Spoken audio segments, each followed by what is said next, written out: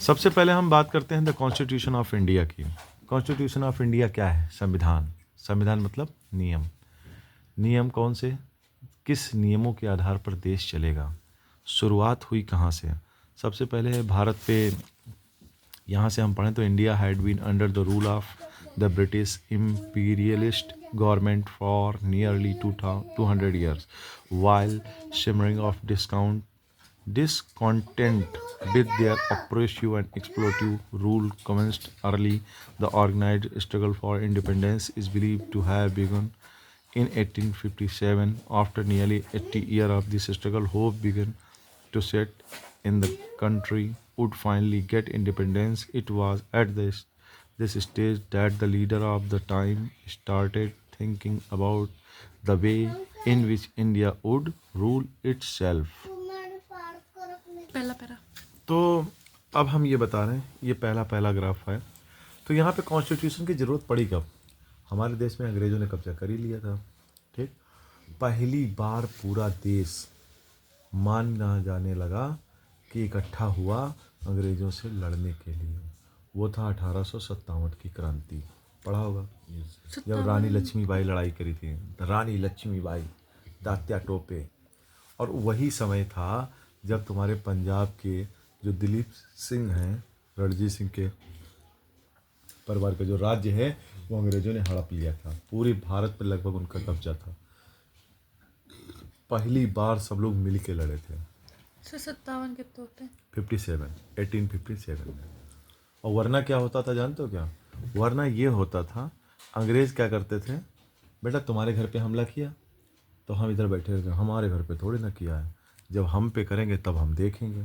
ठीक, पहले तुम्हें मारा, बाद में हमें पीटा, तो तुमने कहा अच्छा पीट ले तो इनको, क्योंकि जब हम पीट रहे थे तो ये देख रहे थे। ठीक, बाद में तुम चुप रही कि हमें थोड़ी ना कुछ किया है, अंग्रेज़ों ने मारा तो इन्हीं दोनों के। ठीक, बाद में तुम्हें भी कूटा तो हम दोनों ने कहा अच्छा हम थोड़ी ना बचाएंगे उस लड़की को, लूट लें दो इसको। ठीक है, तो बाद में तुम्हें भी कूट दिया और तीनों लोगों के राज्य छीन लिए। तो हम लोग इतने दुष्ट थे कि कभी आपस में एकता हो ही नहीं पाती। आज जो तुम सरदारों में एकता देखती हो ना बेटा, कोई बात होती है चारों लोग खड़े हो जाते हैं, सब आ जाते हैं, कहते हैं अब तुरंत जो है झंडा वो बुलंद कर देते हो। तब ऐसा नहीं होता था, एक राज्य दूसरे राज्य का साथ नहीं देता था। यूपी के राजा अलग चल रहे हैं, वहाँ के राजा अलग चल रहे हैं। पता 1857 की क्रांति हुई तो थी, ठीक है, लड़ाई हुई तो थी, फिर भी बहुत सारे राजा ऐसे रहे जो उन्हीं का साथ दे रहे थे। जैसे कौन? ग्वालियर के सिंधिया, ठीक है ना, ग्वालियर के जो सिंधिया लोग थे वो। और पंजाब की भी बहुत सारी पार्टियां थी जो अंग्रेज़ों का ही साथ दे रही थी उस समय। ठीक है। इस 1857 के बाद में जब ये हो गया, अंग्रेज़ों ने सबको पीटा खूब, बहुत फांसियाँ दी, बहुत लोगों को गोली मारी, लेकिन पहली बार पूरे देश की जनता एक साथ आई थी। लगभग सारी जनता नहीं, लेकिन फिर भी माना जाता है कि हर गांव से कोई ना कोई लड़ाई करने आया। उसके 80 साल बाद 1937 में, वो लिखा नहीं है, लगभग इसके 80 साल बाद इंडियन लोगों ने सोचा, जब गांधी जी का समय चल रहा था, उफान पे था पूरे देश की जनता, तब पहली बार सोचा गया कि यार कल को अगर हम अपना देश आज़ाद कर लिए तो देश चलेगा कैसे। जैसे मैं अभी स्कूल के बारे में सोच रहा हूँ, है ना, तो मान लीजिए कि कल को अचानक मुझे अभी मन में आ जाए कि अचानक मुझे बना देगा, चल तू ही यहाँ का वीर जी, तू ही यहाँ का प्रिंसिपल, तो बता कैसे चलेगा मुझसे स्कूल? क्योंकि मैंने एक बार तो सोचा ही नहीं इस बारे में कि चलेगा कैसे। मैं तो बस यही सोच रहा हूँ कि झंडा बुलंद करके चलना है, हुआ हल्ला करना है। तो पहली बार वैसा वहाँ पर महसूस हुआ लोगों को 1937 के करीब 80 साल बाद, 1857 के 80 साल पर, कि यार इतना बड़ा देश है, इंग्लैंड से बहुत बड़ा देश है अपना, इतना बड़ा देश है, लगभग 3000 किलोमीटर तो लंबाई है ऐसे, और लगभग ऐसे 3000 किलोमीटर चौड़ाई है, लगभग मोटा भाई साहब। उस समय ट्रेन बसें इतनी नहीं चलती थी। आज के ज़माने में फ़ोन वोन होते हैं, पहले नहीं होते थे, सब चिट्ठी पत्री होती थी। तो कैसे देश चलेगा? नियम क्या बनेंगे? हैं, सब आज़ाद हो गए, कोई किसी की बात मानेगा? हैं कि जैसे देश आज़ाद हो गया तो तुम मम्मी से कहोगे मम्मी हमें कुछ कह नहीं सकती, कहा है हम आज़ाद हूँ।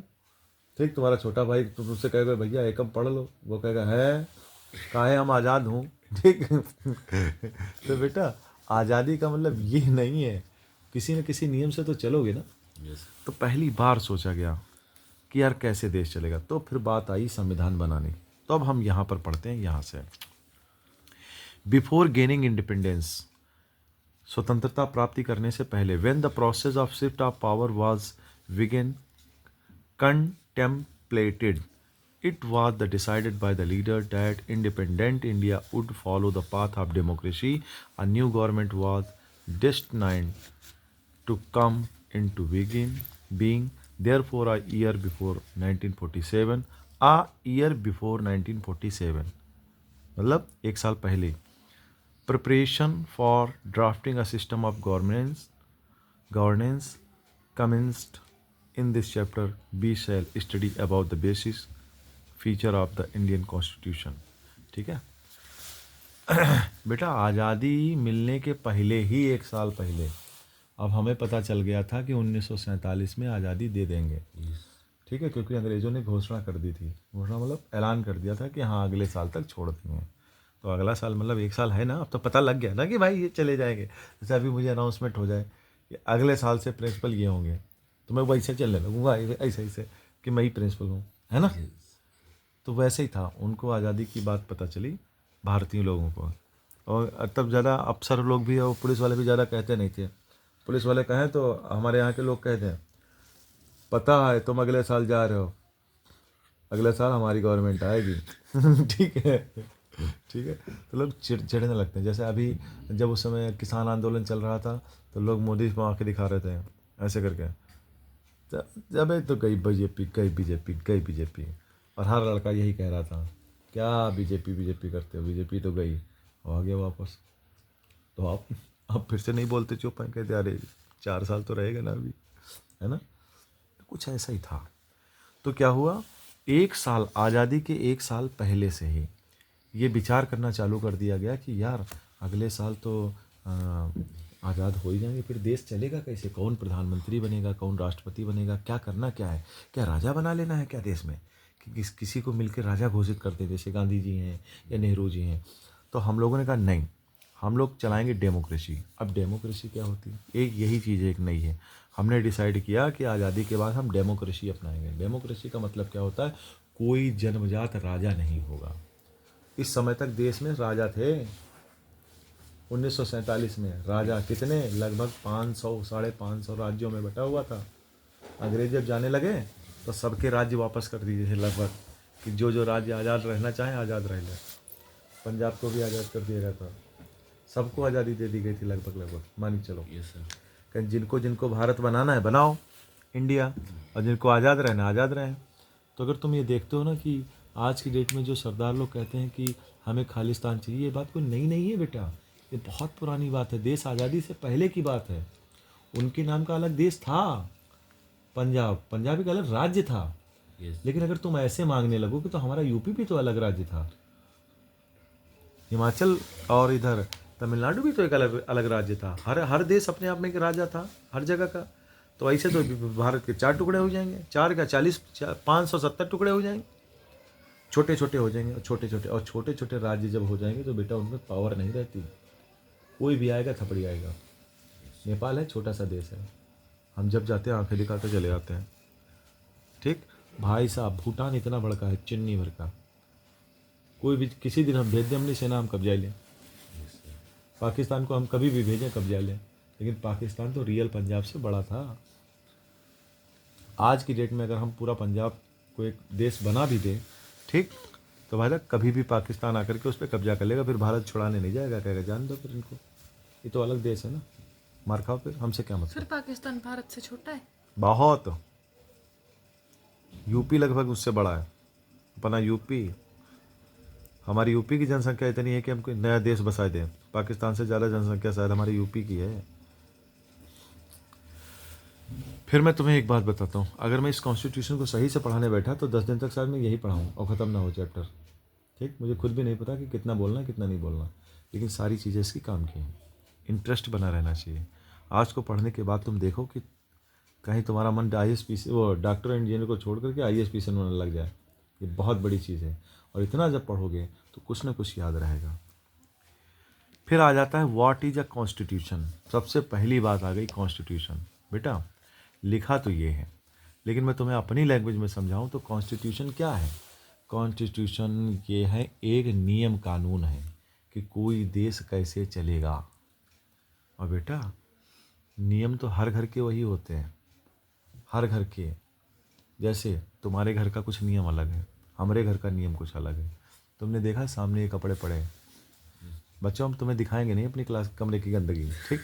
मैं जिस कमरे में बैठा हूँ बिल्कुल चिड़ियाघर बन के बैठा है, लेकिन जिस घर से ये लोग आए हैं, जो मेरे बच्चे पड़ोस में बैठे हैं, इनके घर में हर चीज़ वेल मेंटेन रखी है, क्योंकि इनके घर का नियम है वैसा है। मेरे घर का नहीं है। तुम्हारे घर का अलग कॉन्स्टिट्यूशन है, मेरे घर का अलग कॉन्स्टिट्यूशन। तुम्हें अपने घर का कॉन्स्टिट्यूशन अच्छा लगता है, मुझे मेरे घर का कॉन्स्टिट्यूशन अच्छा लगता है। और सऊदी अरबिया में तो जो चोरी करते हैं उनके हाथ काट लिए जाते हैं, उनको उनका कॉन्स्टिट्यूशन अच्छा लगता है, ठीक है। समझ में आई बात। और पाकिस्तान में अगर तुमने एक बार भगवान को, उनके भगवान को, अल्लाह को कुछ बुरा कह दिया तो गर्दनें काट देते हैं सीधे। और यहाँ तो तुम लोग न जाने कितनी बार भगवान भगवान को, इनके चक्कर में तुम हमारी गाली देते हो, हम तुम्हारी गाली देते हैं, ठीक है, मज़ा आता है, ठीक है। और हम दोनों लोग जिंदा बैठे हैं। तो बेटा नियम बनाने पड़ते हैं, यही नियम मैं बात कर रहा था। और कुछ घर में अमेरिका में बच्चे लोग आपस में, पेरेंट्स लोग बच्चों के साथ बैठ करके नियम बना लेते हैं कि क्या क्या नियम चाहिए। तो बच्चे कह देते हैं पापा सैटरडे को हम लोग फिल्म देखने जाएंगे। सब मिल के कहा, दोनों बच्चों ने कहा सैटरडे को हम लोग फिल्म देखने जाएंगे। अब मम्मी पापा कह रहे अच्छा यार चल इनकी भी एक बात मान लो। कहीं महीने में पापा एक बार बाहर खाना खाने जाएंगे। कहीं ठीक है भाई मान लो। कहीं पापा साल में 2 बार नई न्यू शॉपिंग करेंगे कपड़ों की। मान लो भाई क्या है। इसी तरह बीवी भी कहती है हर हफ्ते मैं पार्लर जाऊंगी, ठीक। अब आदमी अगर अमीर है गरीब है तो वो कह देगा कि यार इतना पैसा नहीं है, हर हफ्ते मत जाना, 15 दिन में चली जाना या महीने में चली जाना। तो वो तो अपने बजट के अनुसार है ना। तो हर जगह का एक नियम होता है। मेरे यहाँ का नियम क्या है, तुम यहाँ पे आते हो, ठीक, लगभग मैं इस लड़की को इधर बिठा देता हूँ, लड़कों को इधर बिठा देता हूँ, ठीक है ना। तो ये नियम कहीं लिखा नहीं, लेकिन लगभग चल रहा है कि ये। कभी मैंने सोचा कि मनराज को इधर बिठा दूँ, नहीं। मैंने यही सोचा हूँ कि लड़की है सेफ रहेगी, इधर आराम से बैठेगी, खटिया उटिया कोई से दिक्कत ना हो। ये लड़के हैं, लड़के हार्ड होते हैं, सख्त होते हैं, थोड़े से कहीं भी बैठ जाएंगे, क्या मतलब है, बॉडी ही तो बनानी है। तो मेरा अपना ये है, लिखा नहीं कहीं पर। मैं अपनी मैडम से कहता हूँ कि घर के एक नियम बना लो। अभी मैं किसी दिन बनाऊँगा एक संविधान घर का, कि घर में कौन सी चीज़ कब करनी है, किस मामलों पर तुम्हें बोलना है, किस मामलों पर हमें नहीं बोलना है, ठीक है। अब चलो इसके हिसाब से देख लो कि लिखना क्या है। यही है ना बेटा, संविधान क्या है कि कोई देश कैसे चलेगा, वो नियम है, वो कानून है। इन कानूनों को जो कलेक्शन है, इन कानूनों का जो कलेक्शन है उसको हम कॉन्स्टिट्यूशन कहते हैं। एक constitution of a country document. Constitution of a country क्या होता है, एक डॉक्यूमेंट है, ठीक है। विच lay down certain basic rule, जिसमें कुछ बेसिक रूल लिखे हैं। That the citizen and government has follow, जिसको लोगों को और सरकार को फॉलो करना पड़ता है। सरकार ये नहीं, पुलिस पुलिस ये नहीं कि जब देखो तुम्हें डंडा मारेगी, ऐसा नहीं है। पुलिस के लिए भी नियम बने हैं कि कब कब डंडा मारना है, किस किस को डंडा मारना है। तुम ये ना सोचो पुलिस खाली मारने के लिए बनी है, बेटा पुलिस से भी आंखें मिला सकते हो। अभी मैं आज पुलिस के पास ही गया था, वो हमें अंग्रेजी सिखाने लग गया।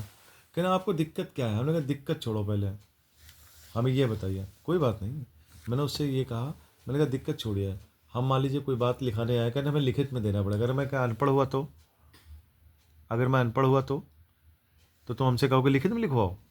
कहाँ लिखा है ये नियम। पहले मुझे हमने बताया कि भाई साहब पीसीएस का पेपर देता रहा मैं और कभी फेल नहीं हुआ, ठीक। अभी भी मेरे पास 2 चांस हैं। फिर मैं तुम्हें बताऊंगा कहाँ है नियम और कहाँ है कानून। मैं तुम्हें अपनी शिकायत बता रहा हूँ, खुद बैठ के लिखो या तो रिकॉर्ड करो मेरी स्टेटमेंट। रेडियो हो, मोबाइल पे रिकॉर्डिंग कर लो, फिर अपने हिसाब से देखना, अपने हिसाब से लिखना। हम लोगों से उल्टा वो लिखवाते हैं एप्लीकेशन। अरे मैं तो अब पढ़ा लिखा था, नहीं पढ़ा लिखा होता तो मेरी बात नहीं सुनते क्या। यही है पुलिस वाले, तो कहना हाँ चल कहने लगे। तो बेटा नियम उनके लिए भी हैं, वो तो तुम्हें पता नहीं है तो तुम लोग डर जाते हो। अरे वो मैडम हमारी ऐसे डर जाती है, हाय police police. It determines the rights of citizen. ये जो कॉन्स्टिट्यूशन है उसमें सिटीजन्स के राइट्स लिखे हैं। तुम्हारे अधिकार क्या हैं? अधिकार है बोलने का अधिकार, चुनाव लड़ने का अधिकार, वोट देने का अधिकार, ठीक, सभा करने का अधिकार, स्कूल खोलने का अधिकार, इलेक्शन लड़ने का अधिकार, घूमने का अधिकार, कहीं मकान लेने का अधिकार, मकान पे कब्जा करने का अधिकार नहीं है, ठीक है, मकान लेने का अधिकार, कोई व्यापार करने का अधिकार। कहीं सीधे हम सर परमाणु बम बनाएंगे ये दुकान खोलेंगे परमाणु बम की, बेटा वो नहीं है वो नियम नहीं है, ठीक है। कुछ नियम बना किए गए हैं, कहीं सर तो हम पे सीधा सलाह की दुकान खोलेंगे, नहीं, उसके लिए भी मना किए गए। तो ये नहीं कट्टा बेचो सीधे, कुछ भी बेचने का अधिकार नहीं, कट्टा नहीं बेच पाओगे। कुछ चीज़ें ऐसी हैं जिनके लिए लाइसेंस लेना ज़रूरी है, जैसे परमाणु बम। कहीं सर हमारे पापा बहुत पैसे वाले हैं, कहीं बिजनेस करेंगे, उन्होंने कहा बिजनेस करोगे? सर हम परमाणु बम बना के बेचेंगे तो बेटा वो नहीं है, वो नहीं है, ठीक है। तुम सोचोगे सर वो मैं राइफल वाइफल बनाऊंगी, तोप वोप, ठीक, तोप की दुकान खोलूंगी। बेटा एक बात बताओ, ऐसे सामान की हम इजाज़त तुम्हें कैसे दे देंगे? तुम तोप खरीदो। बेटा यहाँ अगर कोई बड़ा आदमी हुआ, उसने 50 लाख की एक तोप खरीद ली और गया गांव की तरफ मोड़ दिया कि गांव वालों चलो राम नाम सत्य का नाम लो ठीक। तो बेटा हम ऐसा कोई काम नहीं करेंगे। हमारे संविधान ने किसी को इतनी आज़ादी नहीं दी है कि कल को वो किसी पर हावी हो जाए। समझ में आई बात? तो यहाँ पर क्या लिखा है? It determine the right of citizens. ये तुम्हारे अधिकार हैं। अधिकार तुम्हारा क्या है कि ऐसा ना हो कि पुलिस वाला आके तुम्हें जड़ दे, ये तुम्हारा अधिकार कट्टा है। क्या होता है? Define the power of the legislature. जो विधायिका है, कार्यपालिका, पुलिस ये लोग executive power and judiciary power and regulate their relationship with each other and with the citizen of the country. A constitution can also be define a set of rule, यहाँ से as a set of rule and regulation according to which a country is governed। Constitution का इतना definition है। कहाँ से? a set of rule and regulation according to which country is governed। ये है constitution की डिफिनीशन। यहाँ से set of rule and regulation। वाह, बहुत बढ़िया पेन दिया, थैंक यू।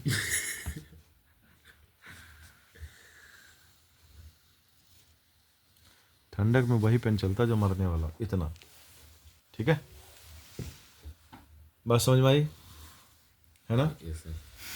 एक constitution represent the vision and value of its founding fathers. एक कॉन्स्टिट्यूशन में ये भी नज़र आता है कि जिन्होंने हमें देश आज़ाद कराया उनका इरादा क्या था। जब मैं तुम्हें पढ़ाने जाता हूँ ना, तो तुम्हें एक बात भी पता चलती होगी मेरे पढ़ाने से कि सर का इरादा क्या है, सर का इरादा क्या है। और तुमको अरे इरादा हमें साफ पता है, तुम पैसा कमाना चाहते हो ठीक है। पर ये सच्चाई नहीं है। मैंने तुम्हें पहले भी बताया, जितने पैसे तुम 9th में देते हो उतने से ज़्यादा मैं अपने 3rd में बेटे को देता हूँ। तो सिर्फ मेरा इरादा यही नहीं है। लेकिन तुम तुम्हें पढ़ाते क्यों है? क्योंकि बेटा तुम टीचर के बच्चे हो। अगर हम तुम्हारी हेल्प नहीं करेंगे तो तुम्हारी मम्मी हमारे बेटे को भी तो नहीं पढ़ाएंगे। समझ में? डर है, समझ में आई बात? इस साल डर है। अगले साल जब मेरे बेटे को तुम्हारी मम्मी नहीं पढ़ाएंगे तो अगले साल की गारंटी नहीं है भाई। इस साल तो हम तुमसे एक भी पैसा ना लेते, हम तो ले ही ना रहे।